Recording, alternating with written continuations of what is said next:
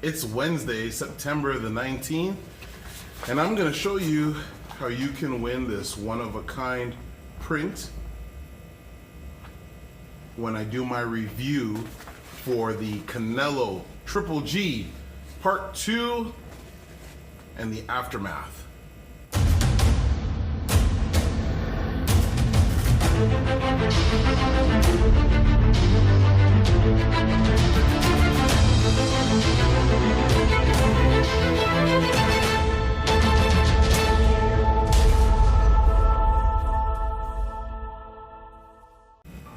Welcome to the DO Boxing Show. I'm your host, Dameon Okposio.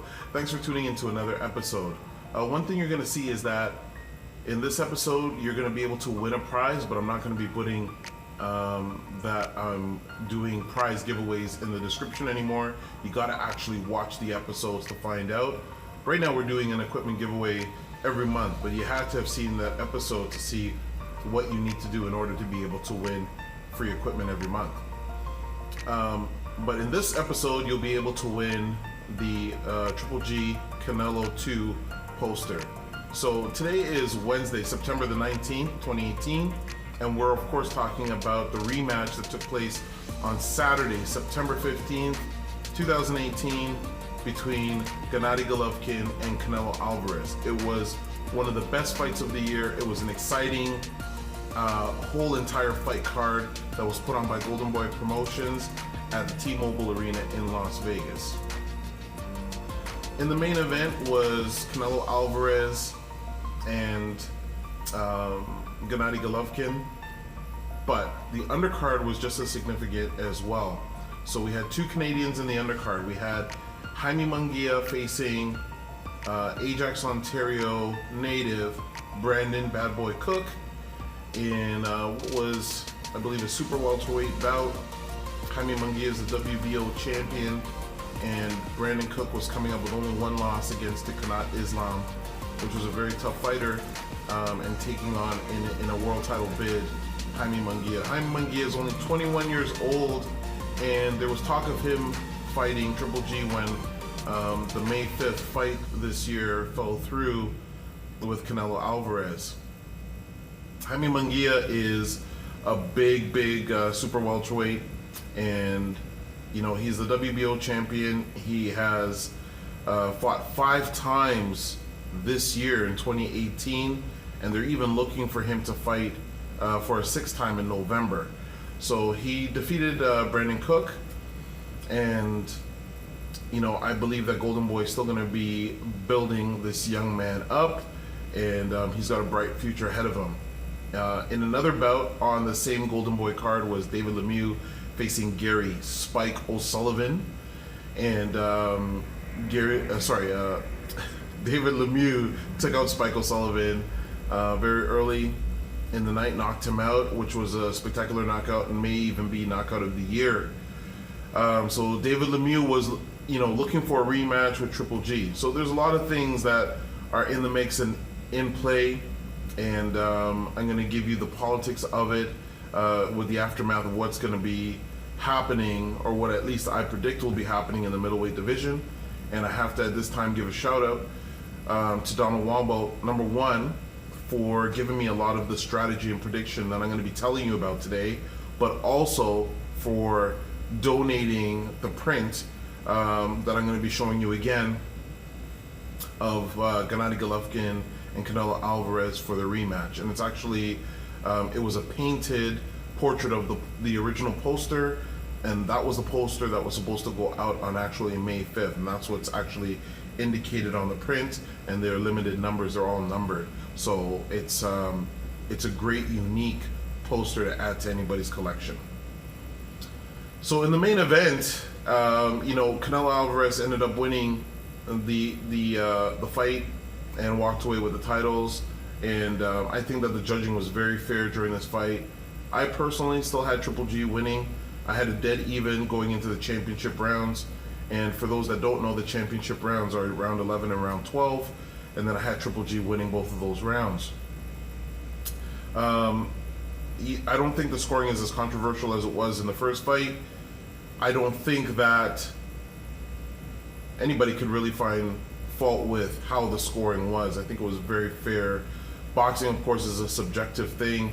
It depends on what you're looking at to score, whether you think that moving forward is ring generalship or control, or whether you like the defensive elusiveness of a fighter that's moving away. All of those things are subjective, and I don't really want to get too much into it because I'm not saying that I'm a person that scores fights perfectly every time. I just saw Triple G winning that fight. I felt that he controlled the fight. I know that that's a hot topic and been debated since the actual fight took place. I think that Canelo Alvarez fought an extremely great fight. He did exactly what he said, and I have a lot of respect for Canelo Alvarez. I became a bigger fan of his. I saw that there was more dimensions to his game. In my breakdown of the analysis of how I thought the fight was going to go with Triple G, I put in there that I felt that he was going to make adjustments during the fight and go a little bit more to Canelo Alvarez's body. I think that would have still helped him in the fight, and he didn't do that. And I was thinking, oh, why didn't he make the adjustment? But if they felt that they won the first fight, maybe they felt they didn't have to make an adjustment. Maybe they just felt they're going to do what they did in preparation prior, and that was going to be enough. You know, it was a very close fight. Triple G's never been dominated. Maybe that's why he didn't change his game plan, or maybe you know, he's getting to that stage in his career where he's not going to make adjustments, and maybe it's the twilight of Triple G's career. I don't know that. It was a very tough and grueling fight, and there's still a lot of questions that need to be answered. A lot of people said that Triple G looked old. I don't particularly think he looked old. I think it was a very tough fight. I think anybody would have had a hard time in it. I think any lesser of a fighter would have gone down either from the punches that Canelo Alvarez threw or the punches that Triple G threw. They both showed tremendous heart, tremendous chins, and it was a fantastic fight. It was a great fight for boxing. I hope they do it again, and I believe that they will do it again just because of the sheer economics. So that brings us into what is happening with the middleweight scene and what is going to be impacted in the future in terms of the middleweight challengers. So David Lemieux, who is signed with Golden Boy as a promoter, he was looking to fight Triple G again in a rematch. Now that Canelo Alvarez is the champion, and Canelo Alvarez holds 3 belts that he took from Triple G, and so that was the IBO, the WBA Super World Championship, and the WBC Championship. So those were the titles that Golovkin held. I believe he was stripped of the IBF title. So now it's going to be a question of, will Canelo Alvarez face David Lemieux? So with the economics and the landscape right now, Golden Boy is in a great position with Canelo Alvarez winning the fight. It puts Golden Boy in the best position, I think, possible, because now they kind of control the championships, and Canelo Alvarez is only going to grow in popularity and momentum.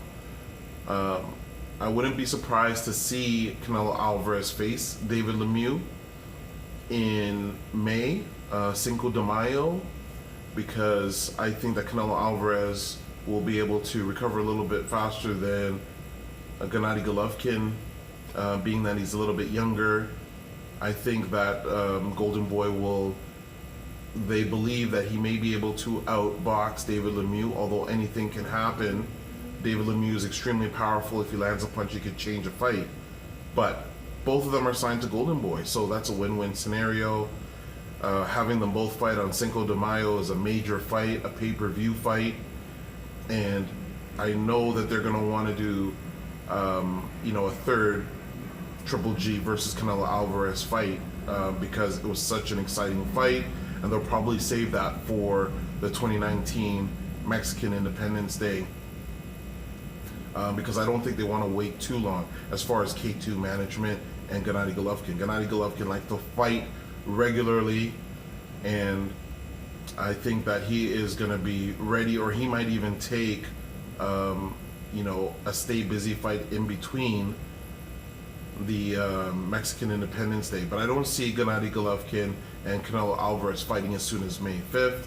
I see them taking a little bit of time. In that time, I think that Golden Boy feels that they could probably fit in another super fight, which will probably be David Lemieux, May 5th, Cinco de Mayo. That way, Canelo Alvarez gets one of his mandatory defenses out of the way, and then that lines up another big super fight with Golovkin, Mexican Independence Day. And why Cinco de Mayo and Mexican Independence Day are 2 dates that we know are very big for boxing. Floyd Mayweather used to try and always land his fights on those dates, and Oscar De La Hoya is using the same strategy because they know they have a huge following with the Mexican fan base. The wild card in the whole mix, well, even before we get to the wild card, we'll talk about the rest of the middleweight division. So Canelo Alvarez right now is sitting as the king of the middleweight division, and all roads are going to lead to him. It would be great to see a fight with him and BJ Saunders. I think that would be a stylistic, very cool match. But I don't see that happening. When you look at the other top fighters in the middleweight division, when you're talking about Danny Jacobs, Jermell Charlo, BJ Saunders and Danny Jacobs are both signed to Eddie Hearn. So different promotional company, and usually the economics got to be really good for two promotional companies to come together to make a fight happen. So I don't see BJ Saunders fighting Canelo Alvarez anytime soon. BJ Saunders has the IBF title, and he's going to be facing Demetrius Andrade, who is another great undefeated top contender in the middleweight division. Jermell Charlo, I think they're going to stay away from Jermell Charlo because Jermell Charlo is a very dangerous fighter that doesn't have that huge star appeal yet that a Gennady Golovkin would have. So I don't think it would bring the same economics. Danny Jacobs, again, signed to Eddie Hearn. The title that I believe was stripped from Gennady Golovkin. So sorry, I think I said BJ Saunders had the IBF title. BJ Saunders has the WBO middleweight title, and Danny Jacobs is going to be fighting Derevyanchenko October 27th for the vacant IBF middleweight title. So you could see that number one, the BJ Saunders and Danny Jacobs are already tied up. Because they're both signed to Eddie Hearn, you may see a unification bout in the future between Danny Jacobs and BJ Saunders, and I think that's gonna leave Jermell Charlo, to basically try and find a top opponent to stay relevant in the division to try and get one of those super fights. But I'm predicting that Canelo Alvarez is going to face off against David Lemieux May 5th with the trilogy against Triple G in September 16th, Mexican Independence Day. The wild card, now I was going to mention that before, I'm going to mention it now. The wild card is Jaime Munguia. Jaime Munguia is 21 years old.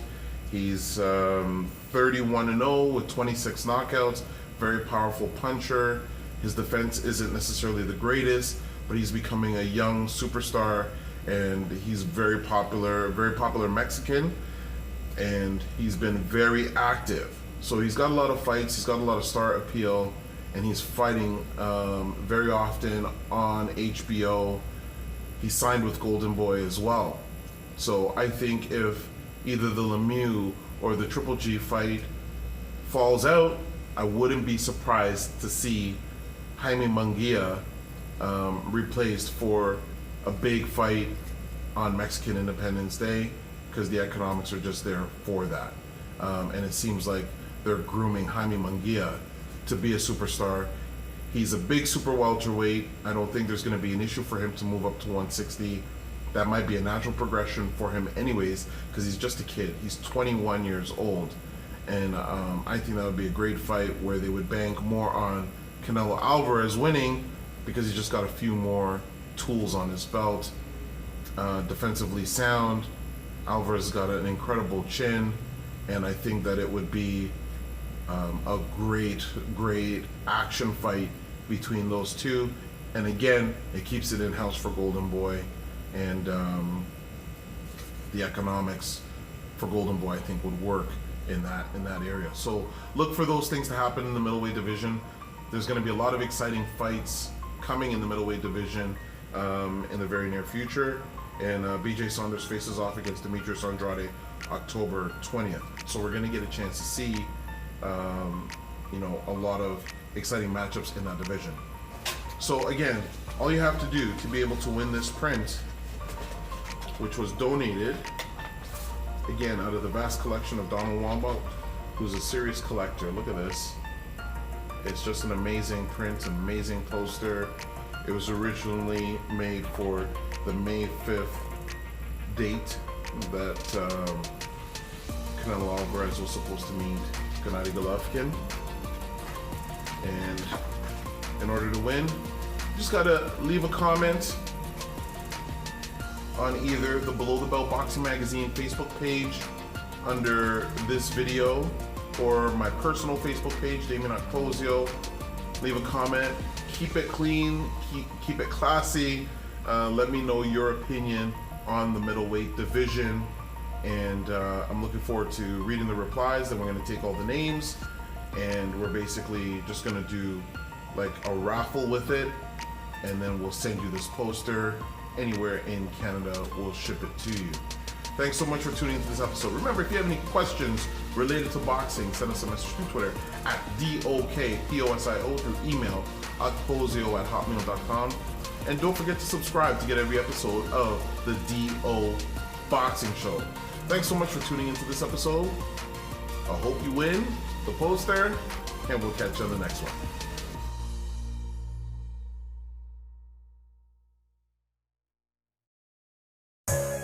I was trying to get it how I live. I want them dead presidents.